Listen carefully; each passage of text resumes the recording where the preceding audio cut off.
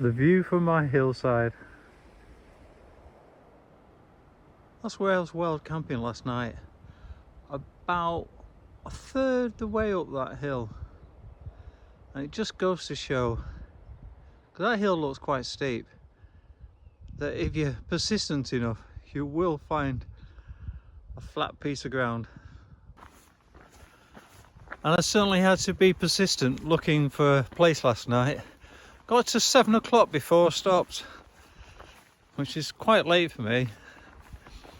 So it was a full 12-hour day, kind of 7 till 7. Did about 25 miles, but I think the really hard part is it's quite deceptive, this route, in terms of the up and down. You kind of look at the countryside and see it as rolling country. But I did 3,700 feet of ascent as well. And that's the killer. You seem to be working going uphill or steadying yourself going downhill. Right, I think I've got about 9 miles to go to the next sort of big village. And even though I've had breakfast, I'm thinking of having a second breakfast or maybe brunch. See where we get to.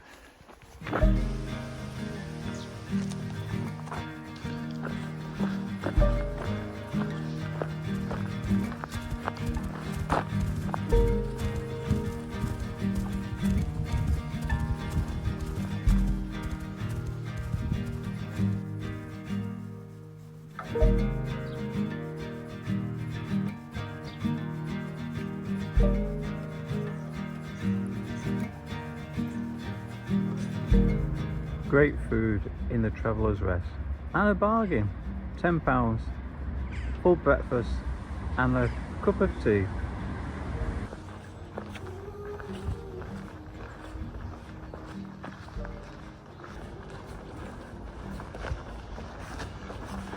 I do believe that's a toilet.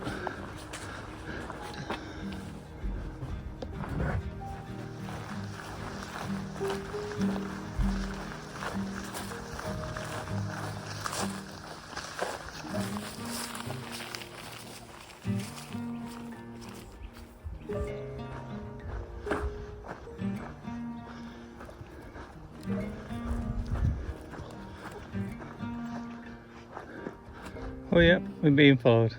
Hello.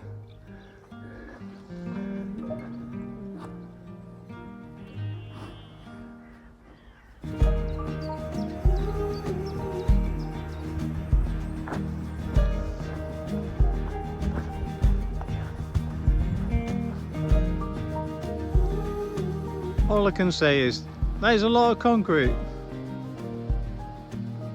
Obviously it'll look better if there's water coming down it. I'm sure the valley walk's going to be nice. Oh yeah, little mining village for iron ore.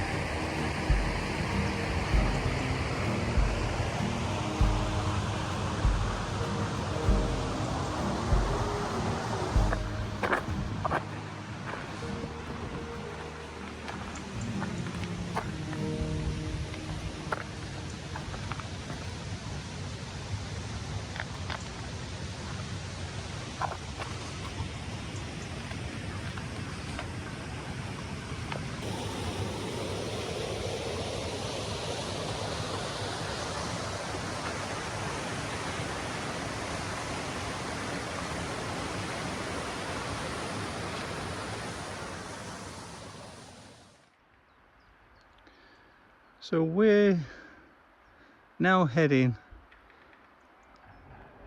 in a sense, along the reservoir on this side, over in that direction.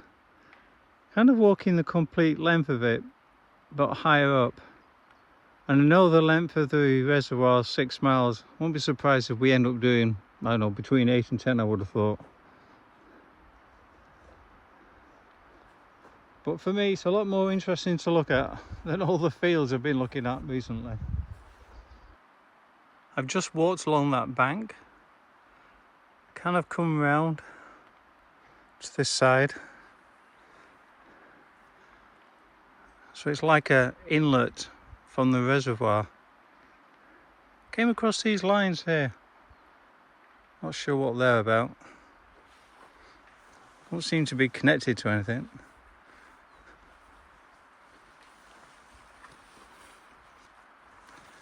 As I said before, it's just nice to be looking at water. I've seen so much green on this walk. Nice to have a bit of variety. I have to say the paths are a little bit precarious and close to the water. I suspect this reservoir is really full compared to how it is normally in the summertime. We've had so much rain. I guess I found the sailing club.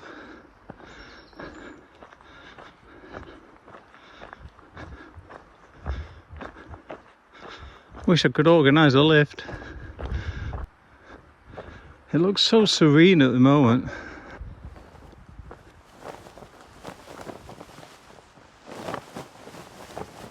Yep.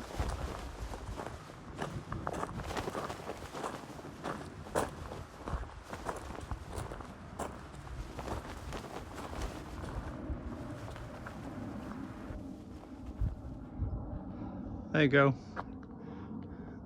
Must be the next race.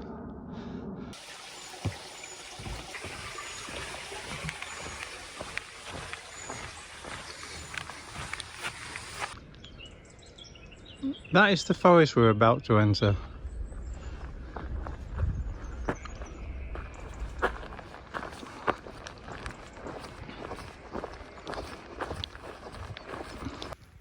Yep, got all my rain gear on now. It can't make its mind up. It's very confusing, but I've succumbed in the end. But it's quite warm as well, so you know that clammy feeling. Ugh. Hate it when I'm hiking, but I don't want to get wet. Spending another night out wild camping in a couple of hours' time. That's the plan. But we have to get through this forest first. This is where I was last night.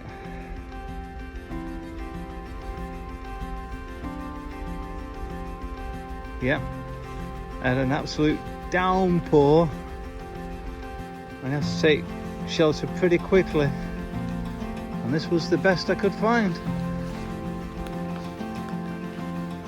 As you can see, just off the road. Morning, folks. As I mentioned, I got totally drenched last night. I knew it was gonna rain, but it just came more quickly than I expected or planned. So yeah, it was dive into the tent and then concentrate on getting everything dry, or as dry as it could be under the circumstances. So I did 18 miles yesterday. Gonna do roughly the same again today to McLinley, which is kind of halfway. If you imagine that horseshoe I described, it's right in the tip of the curve now. It's not exactly halfway in mileage. I think it's about, after that it's probably about 60 miles or so to the end. So yeah, need to concentrate, because after all that rain I can see mud everywhere. Yeah, not as bad as some of the delicacies I've come across, but nonetheless impeding.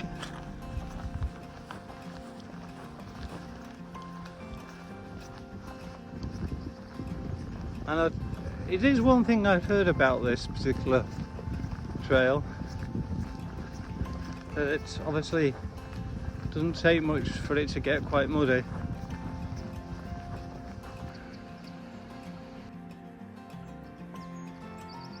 Kind of looks like a cross between a goat and a sheep. I'd love to know what species that is.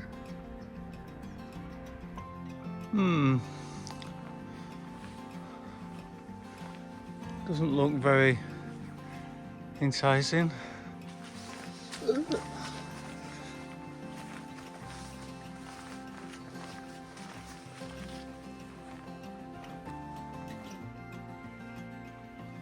Some of these paths have been put in place so you don't go through the middle of farmyards, and they're not the most encouraging.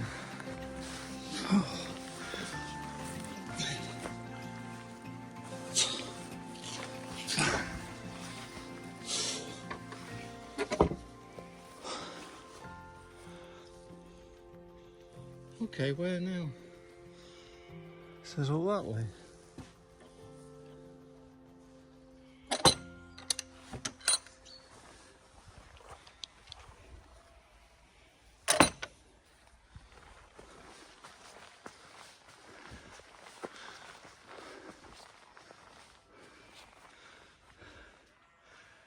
Yeah, it must mean that way.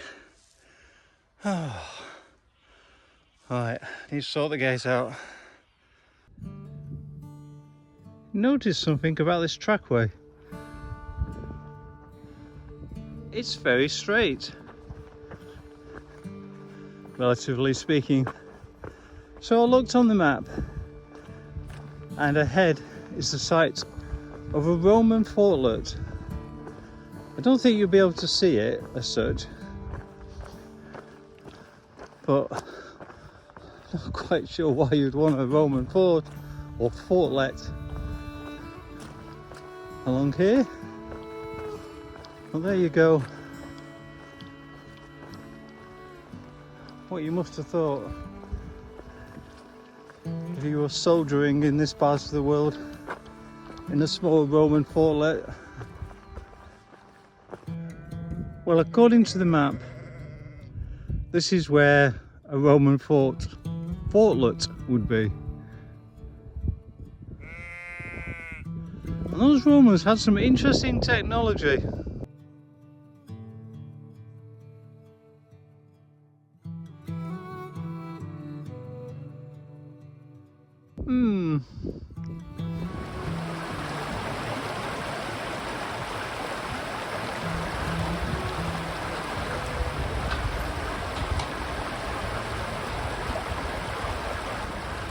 Oh, this would be a great spot for wild camping.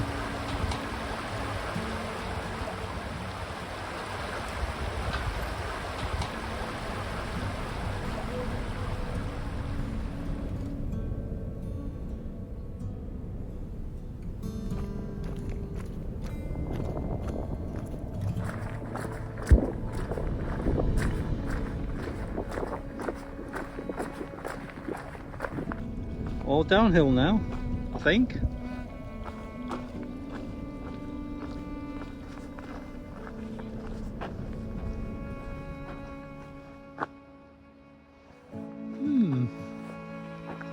Suppose it's to stop the wood rotting.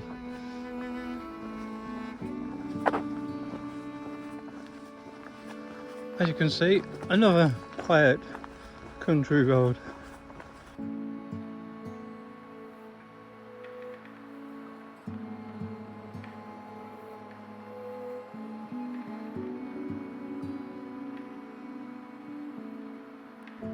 If only the sun would play ball. Some nice views. It keeps trying to rain again.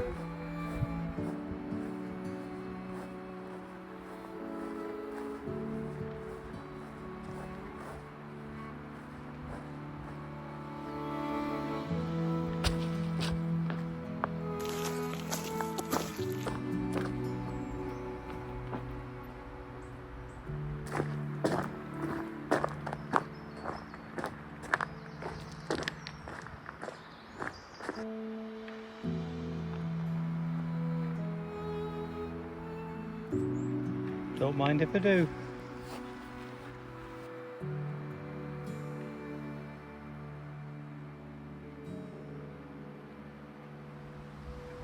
At least we've got a welcome sign.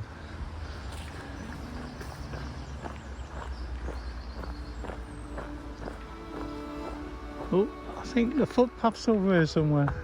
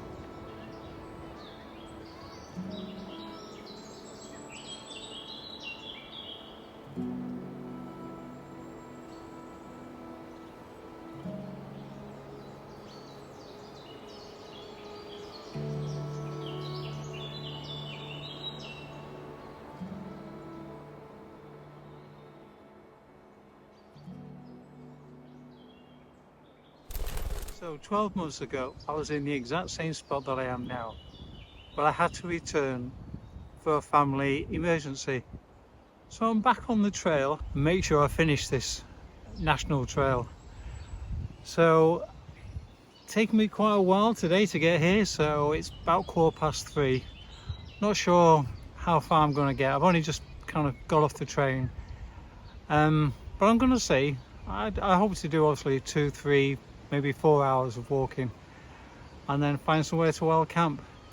Meanwhile, I need to pop to the co-op and get something to drink to take with me, get some fresh water, because that's one of the challenges of this particular trail.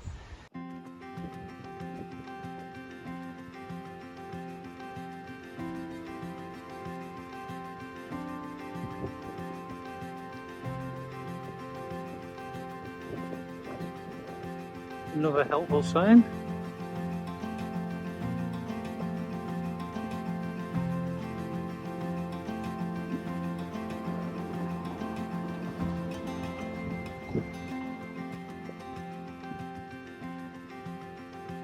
Apparently 1404. Fantastic building. And I can just see the co-op in the distance.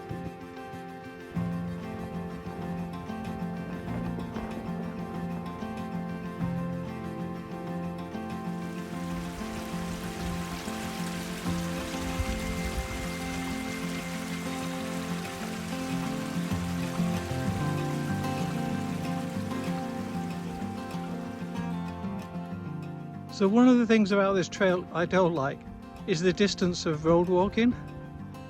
Probably, I think I've read it's something like 30% of it. Now I have to say they are decent roads and it's rare that you actually see any vehicles.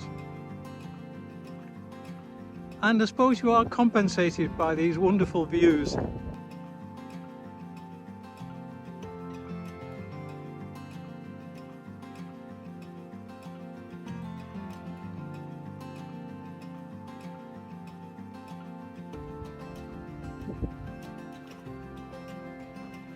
At last we're coming off the road.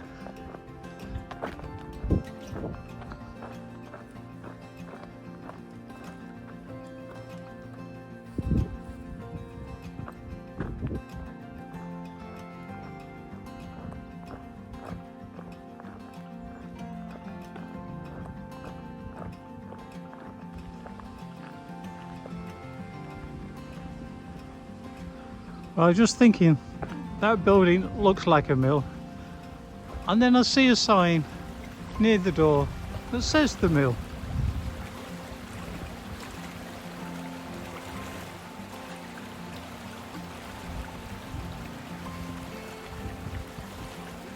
So the darker building says the mill, and this one is where we store the grain.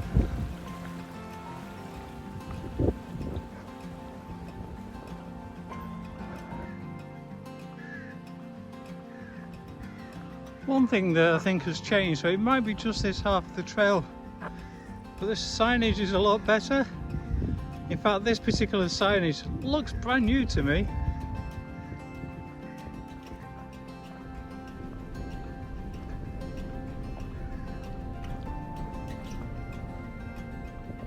That must be one of the steepest climbs on this walk. Whew. Nearly knocked me out. Some great views all around.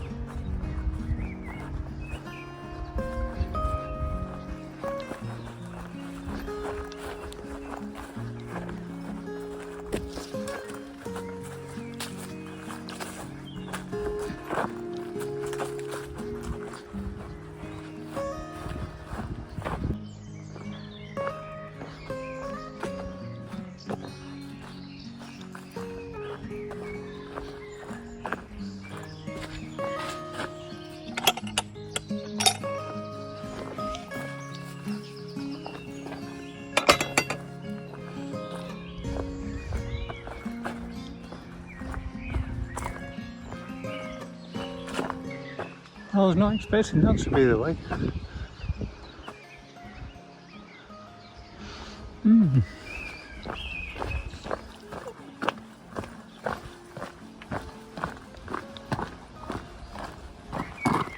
Oh, where am I going?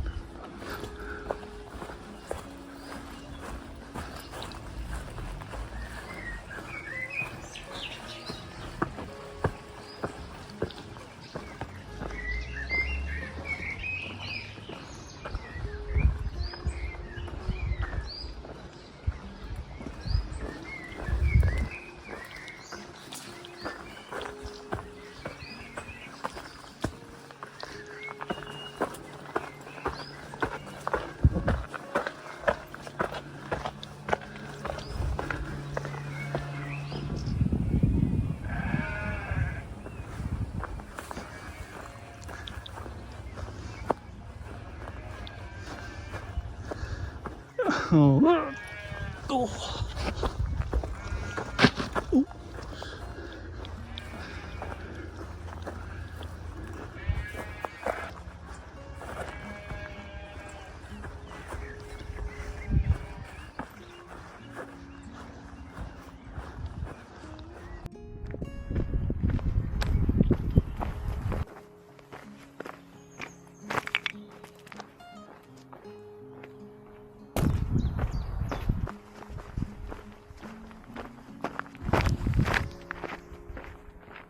So I'm loving the scenery at the moment. Big wide expanses of landscape and not too much wind up here, which is also good. The problem I've got is it tends to be just virtually straight up and down, so it hasn't taken me too long to get up to here since the last village, but we're near the brow of the hill and then we're going down into another valley. It's about 6:30 at the moment and I'm like not quite sure what to do in terms of stopping for wild camping. Round here would be perfect, but it just feels too early. Since I got off the train round about 3 and I was sat still for quite a few hours, I feel fairly raring to go. I just don't know how far to push it. Oh well, we'll see how we get on. So I'm just looking ahead and thinking I don't want to be stuck in that valley. That's kind of where I go next. I just think it's too close to urban for doing some wild camping. So I'm going to find a spot around here somewhere. Hi folks, well as you can see I'm in my tent. So I'd arrived, as I mentioned before, about 3 o'clock in the afternoon, and my original plan was to walk just 2 miles to a particular campsite. However, I couldn't help myself. I just kept going. Nice day, so I was enjoying it. However, the weather's not supposed to be so good the next 3 days, as I've got 54 miles to do, and I need to get to Welshpool to get to the finish. So I think I just concentrate on getting it done and see how we get on.